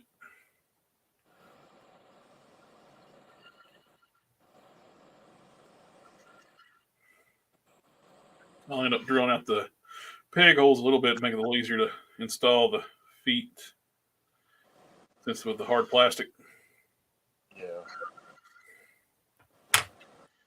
Yeah, I think the burnt sienna was the way to go on that. Oh, before you came on, I was thinking an ideal, since WB's got that stupid no gun rule right now for their figures. The 12-inch Deadpool came with 2 guns, like a medium rifle and a handgun. I think for the size of this Lobo, I think that's going to match up pretty good. That don't look good. That looks like it looks like something Lobo would be using anyways. So it matches up style-wise, and I think it's matched up scale-wise a little bit. I didn't notice the hands on that figure. They're harder plastic, much like the boots here. I'm working on the KO Juggernaut boots. Okay, what we got next to work on? Man, I was hoping that pink would come off, but yeah, the more I look at this, I think that's a separate piece.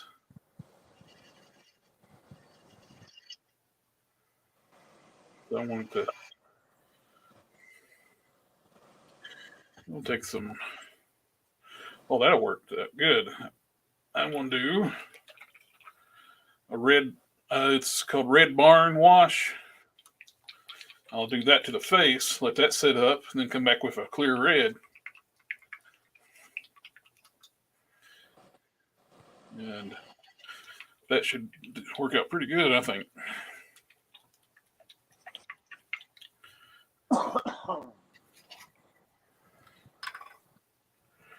It's almost got a pink hue, basically got a pink hue to it already.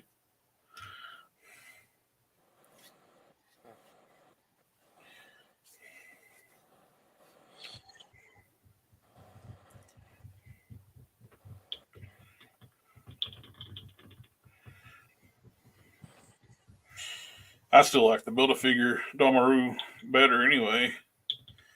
I mean, I was going to skip it, but I want to go ahead and just finish up my Zemu.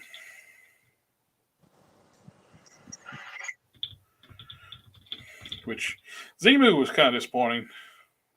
He looks good. He's too small. He's too small. They could use that Sasquatch body, which the Sasquatch is too small. Oh, Sasquatch is supposed to be bigger than the Hulk. You know, I know that. Yeah. So, I don't get it. Yeah.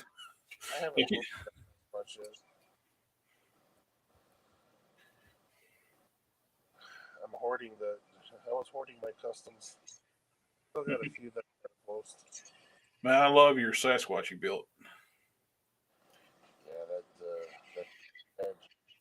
Using the Icon, the 12-inch Icon's Beast as a base was brilliant. Yeah, you know how long that custom was in the making? I got that beat body. Oh, jeez. I actually got the whole figure in a trade, believe it or not. And it was the dark one, the dark gray one. Yeah. And, actually, that probably worked out better for doing the Beast than doing the Great, Sasquatch. Yeah, because I just gave it like a I just gave it like a dark brown, just a brown. Basically, I covered them in brown. You saw the pictures. The work in progress. Just covered them all in brown, and then I just started adding orange highlights. So,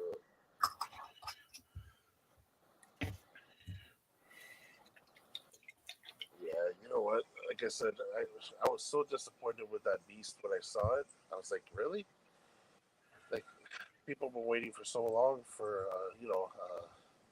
an improvement on the Toy Biz beast, and because that thing didn't look like beast either. Yeah, that the heads, the faces, just when I think the Beast, I think X-Men cartoon Beast. Yeah. What stinks? They're going to end up doing the animated Beast. It's going to have that stupid cell shading on it. Yeah. I was thinking about getting some of those figures, but the Wolverine was the one I was really tempted on because that is probably the best Wolverine cowl I've seen they've done so far. It's got the ear size, like on the wings of his cowl. They're gonna do all self animation colors to it, though. Yeah. I would. It's Hasbro, though. They'll reuse it somewhere. Of course they will. Well, like all these premium Spider-Man figures, like the Spider-Man Noir, they're charging, was it $34 for? Mm-hmm. The only thing new on it's the head, hat, and cape. The rest of it's the T'Challa Star-Lord from the What If series. Oh, really? Eh? So, but if they're charging $35 for it, like the premium figure, like it's a one-off figure.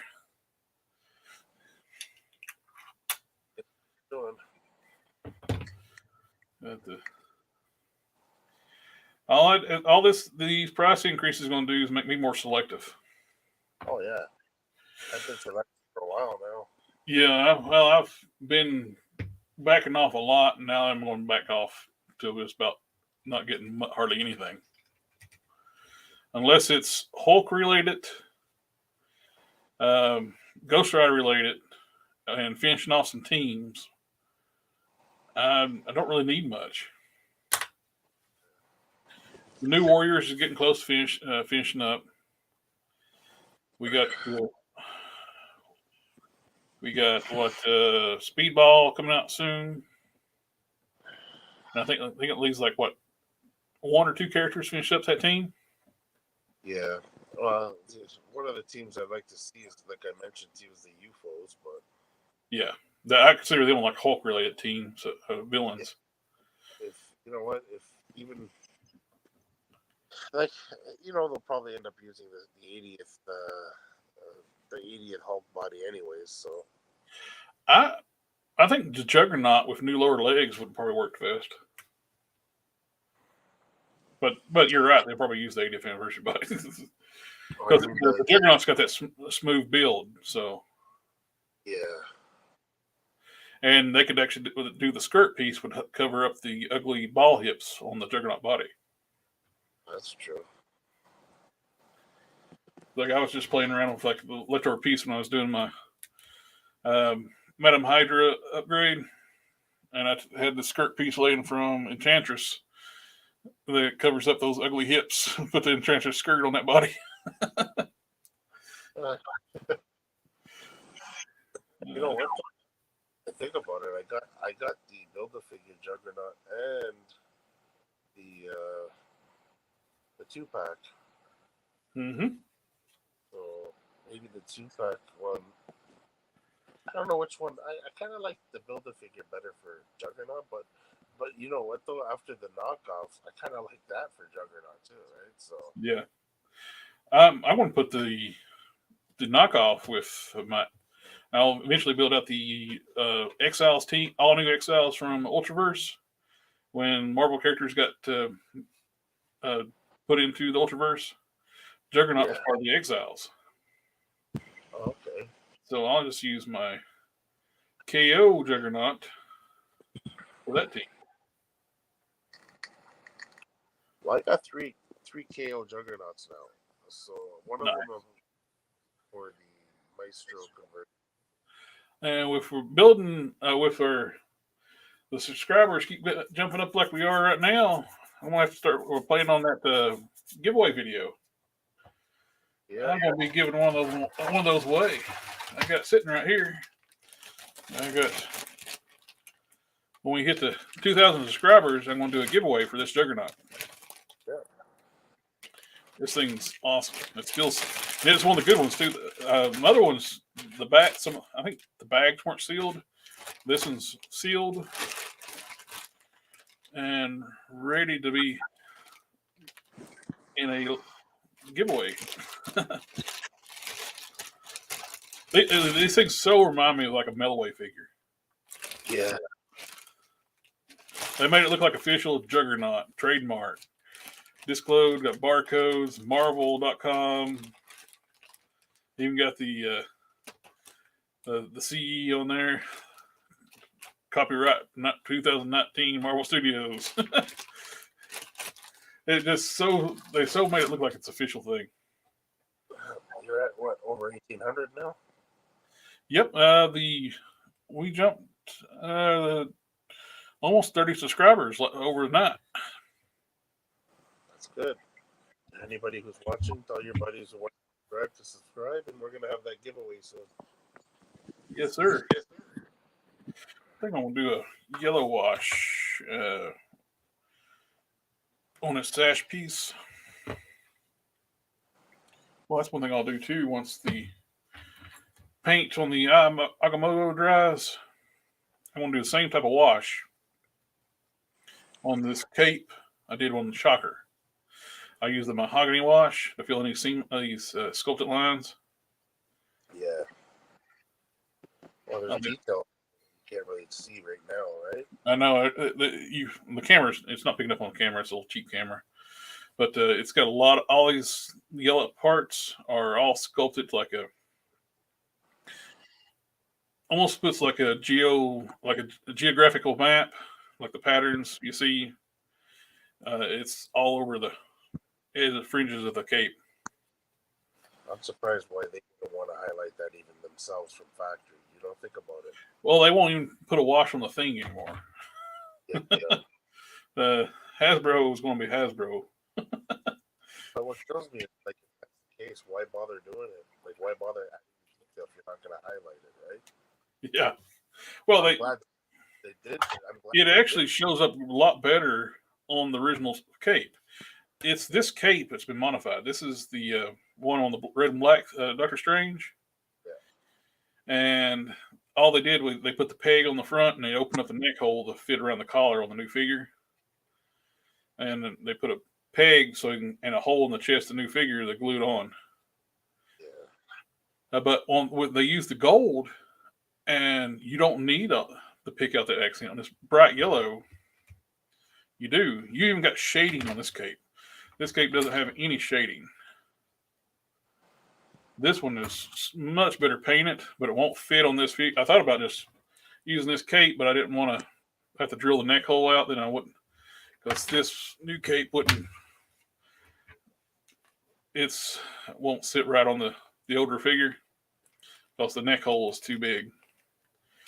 The neck hole in this one is set up to fit perfectly to the contours of this torso. Yeah, like I said, I don't get it. The cheaper the figures were, well, I'm not going to say cheap, but cheaper, and they were adding all the detail and the wash and whatnot. But now it's like the figures are getting more expensive, and it's like they're giving you a low blow by not adding any paint detail like they used to. Yep. It's great. And I appreciate it. So someone's like the collecting is definitely a niche thing, and not many people.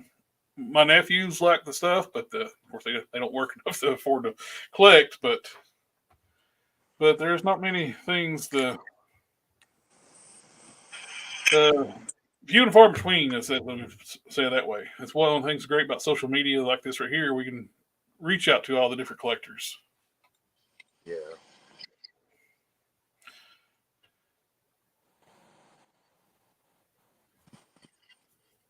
Yep. It's a good time to be back into it for selection of characters, get back into collecting, but it just stinks with everything's going up in price. Yeah. So I'm going to, I don't know if I want to stop this color blue. This, to me, is a little bit lighter blue.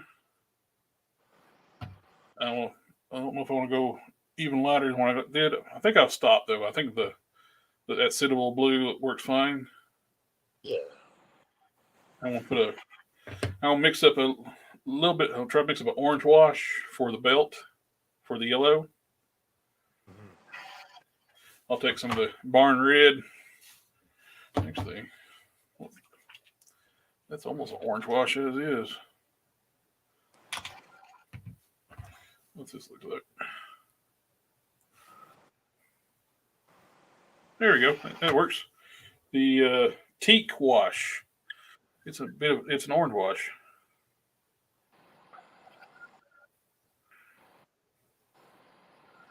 Heck yeah, that looks good. Yeah, I bought this stuff up. Michael's was clearancing this stuff out, and I bought a ton of it. Might as well. So I didn't know if they were clearancing out, was they wanting to get new stock in, or they're quick carrying it.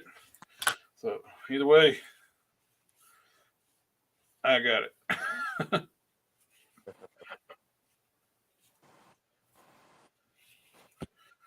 Yeah, that looks good.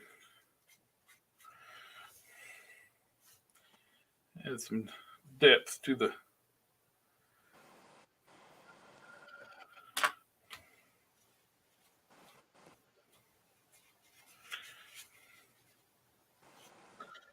The Q-tip probably work better in these crevices. Yeah, that looks real good. It's going to work out great. Yeah, I'm going to glue the sash down to basically, it doesn't need to move, so at least past the tunic piece, and I cover up that big glue spot. There you go. Oh, and you can still do the leg cross thing. Yeah, this teak wash is going to work great for the ribbon sash. Heck, I might even use this instead of the mahogany on the cape for a little continuity with the shading.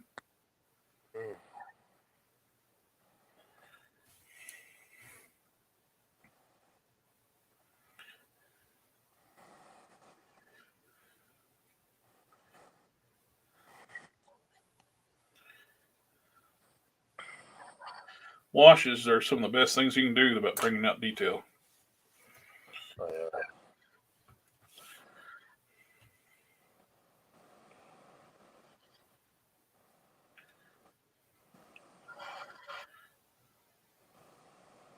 Using a Q-tip instead of using a rag like I normally do, I'm using a Q-tip. Because I don't want as much wash on that bright yellow. Just enough where it picks out the details. I like that. That looks good.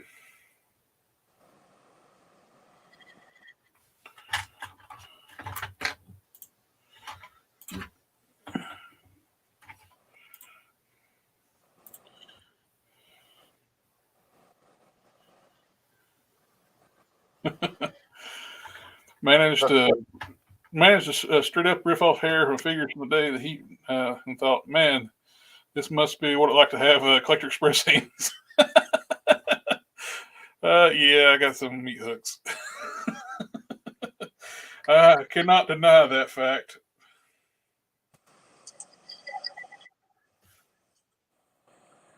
That's why I am super careful when stuff is stuck.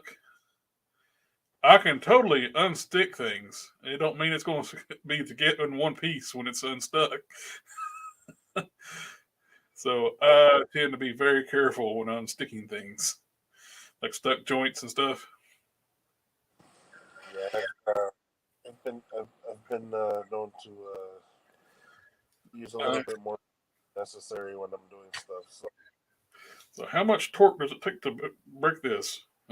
Less than I used.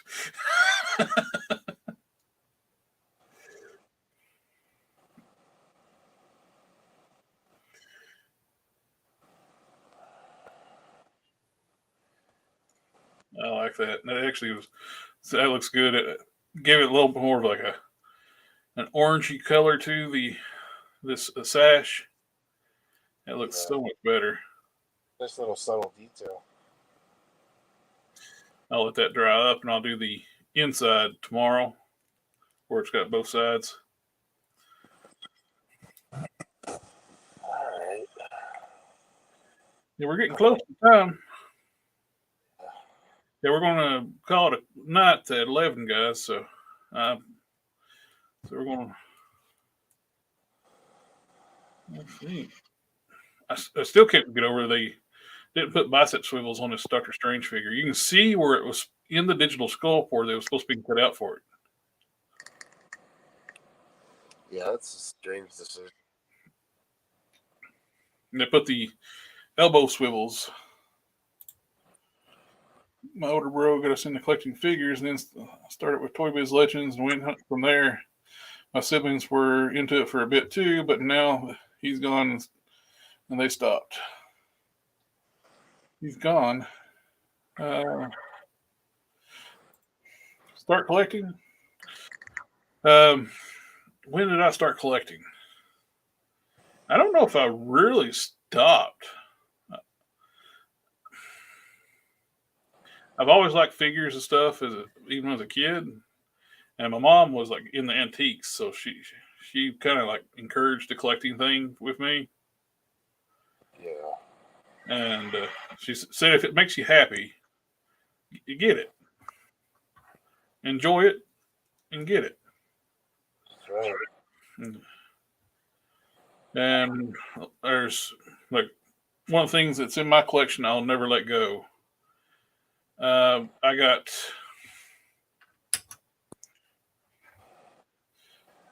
thought that's what you meant, my friend. It's like I hate to hear that. Yeah, sorry for your loss. Both my parents are gone, so. But one of the things I will never ever get rid of, I have my childhood Fortress Maximus and Scorponok, and I still have the boxes for them. Oh, nice. Those are two things I'll never let go of. My mom got those for me for Christmas one year when I got the honor roll 6 weeks in a row before Christmas. Oh. So she did that for her treat, and I got those, and they've been cherished than my entire life. They're sitting basically right over, like arm shot for me. I'm pointing that way. They're sitting on a shelf. I can look at them right now.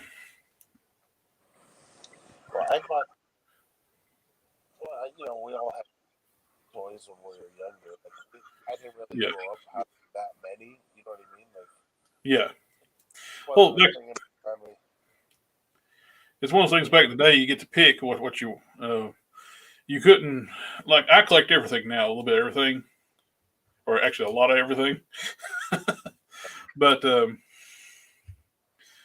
you either collect the Transformers, or you collect the G.I. Joes, or you collect the He-Man. You couldn't really collect all this stuff if you used to be able to. And so you had to pick, as a kid, you basically had to pick what you wanted. And that's what you're going to be getting. That's what we're going to stick with. Yeah, well, with me, like I said, I didn't really have many things when I was a kid. But then as I got older, I'd say like the mid to late 90s, they started releasing those older Toy Biz Marvel Legends. Not Marvel Legends, sorry. Just Marvel characters. Like, they were way out of scale. Like, I mean, and then you remember the Hulk animated figures from that whole TV show? I bought that line, like the main one. And then it wasn't until 2002 when Legends came out that I started actually collecting them. It's been going on since 2002, so it's been 20. as for getting into Legends, I got in a little late. I didn't get into Legends until after I bought a couple here and there during the Toy Biz days. I was more in the Transformers. Yeah. Transformers and comics I was into for the longest time. But I didn't get into Legends and DC Universe stuff until after Hasbro took over. Like it's trying to think when I did get into it.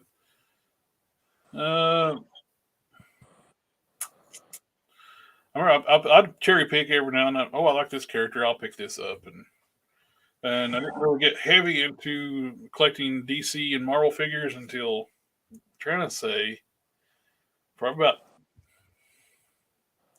a little while before we started talking. Probably about 2009 or something like that. I started really getting into 2010. Then I got into like customizing around about 2011 ish.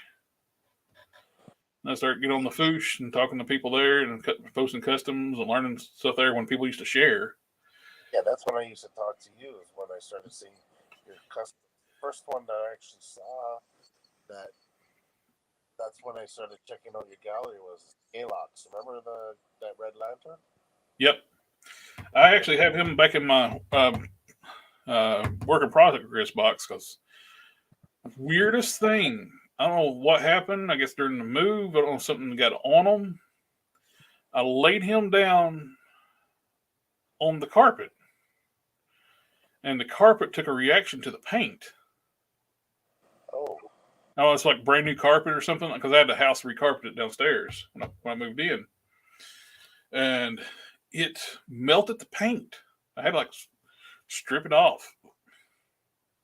Oh, so that's probably a chemical in the carpet. It has to be something like that. It's not, and that wasn't the only one. I had a few of them happen that way. That touched the carpet. It just, I guess it's got the chemicals when they make the carpet or something other. Probably, yeah. I shampooed the carpet since then, and I don't normally leave anything on the carpet, but I've had stuff touched near the carpet and it's not done that to it, so it's weird.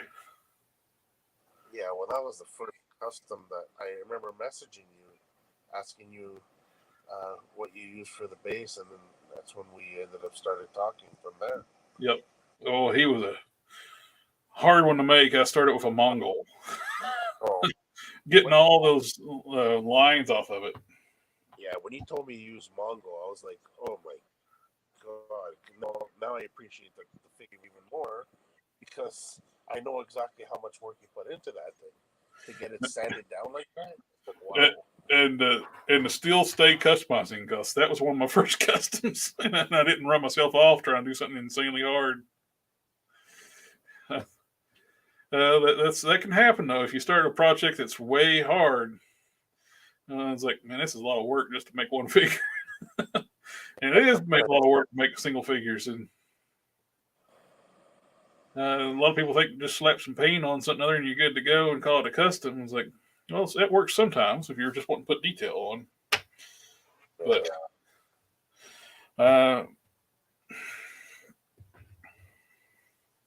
a lot of people that try to like undercut you on pricing, like when they want to buy a custom from me too. It's like, well, I could do that. Like that little meme we shared with you earlier. It's like, well, how much you want for it? I'm not paying that. Well, I can do that. Okay, then do that. But I don't want to. Stop charging what you're worth. Yeah, you owe me. Oh yeah, it's just that thing. Oh, that was weird. Somebody said customizers have a responsibility to make customs for other people because we have the talent and they don't. Yeah, so it's your God-given right duty to. I actually had someone say that to me. It's like, somebody asked me if I do commissions, and he got pissed off at me. And I was like, I did this in spare time as a hobby for fun. I have work and responsibilities. I take care of an elderly, handicapped family member. This is my time. Yeah. I appreciate people asking. It's like that you think so enough of my work, but don't get mad when I say I don't do commissions. some people just aren't right. I will gladly help anybody in different ways, but I just don't do commissions. I've done them in the past for back when I was before my father passed away, and they take a lot of time up doing commissions, and you don't get to work on your own stuff that much.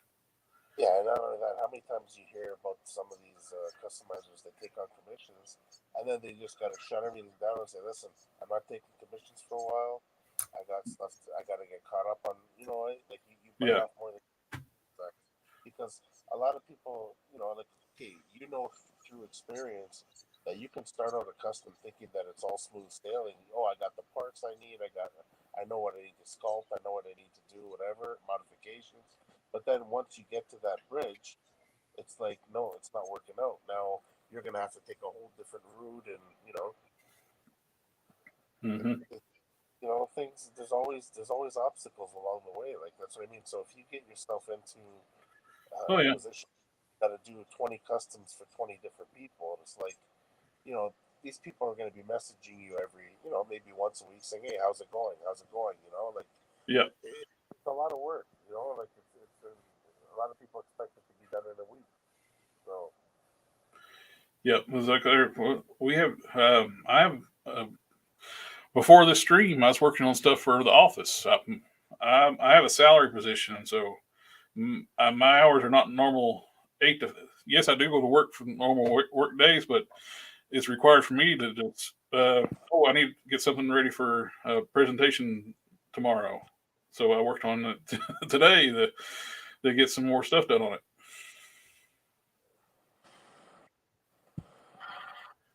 Alright, looks like we're past that 11 o'clock hour. Oh, yeah, we're getting past the time. You should do customize Masterverse Future the figure. I've actually done it's on the channel. You can find the Moss Man. That one has a lot of good sculpt, but hardly the paint on it just hurts the figure. I also raised the head up. The Masterverse figures, whoever designed the upper torso, whoever approved that and designed it, the team approved that, they need to go back to school or something other, because the portions are terrible on it. There's no neck. The heads sit way too low. So with the Moss Man, I actually built up the head. Actually, the head looks like it's cut in half. So I actually raised up the head.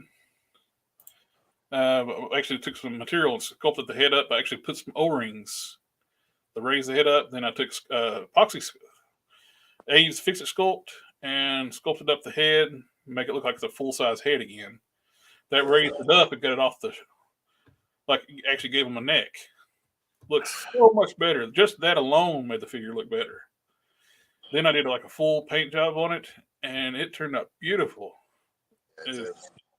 It's on. If you look at in the custom figures like playlist, it should be in there, and it turned out great. It's just, if they could have put that kind of much paint, put a little more extra paint detail on that. He comes with a lot of accessories too, like the vine hands and stuff, all that. Yeah. He could easily, if he done them with like an extra paint, they could have released it as one of their deluxe figures. So it's there, the paint and detail. All right. I just can't get over like this. The body, they didn't. The Savage He-Man, he was like Hulk size, like in the show, and they made him on a regular body when they did the figure. Yeah, I think this Damaru's head is molded in pink. I stripped and stripped and stripped and couldn't do much with it, so I just did a black wash to it, and I'll let that sit up, and I'll do a transparent red over top of it, and I think I'll make it look a lot better. So I got the black lines back. Actually, it looks a little better because it's got shading now. Yeah. Okay, I think we're going to call it a night here. All right. That's wash, that teak wash on that yellow. It's drying up, and it looks really good. I don't know if you can see on Well, it's blown out on the screen, but I'll take a picture of this on the put it on like the community tab, so people can see the subtleness of the wash, that teak wash on the yellow, and I'll send you one too. I like the blue, the Superman blue. Alrighty, thanks everybody for coming out to watch tonight, and these are a lot of fun. If you ever if anybody wants to like join in sometime, just give me a yell, and I'll give you a link to the StreamYard link, and you can come in and customize with us. Well, I'll see everybody next week. Right. Have a good one. Take care. And we'll put the outro.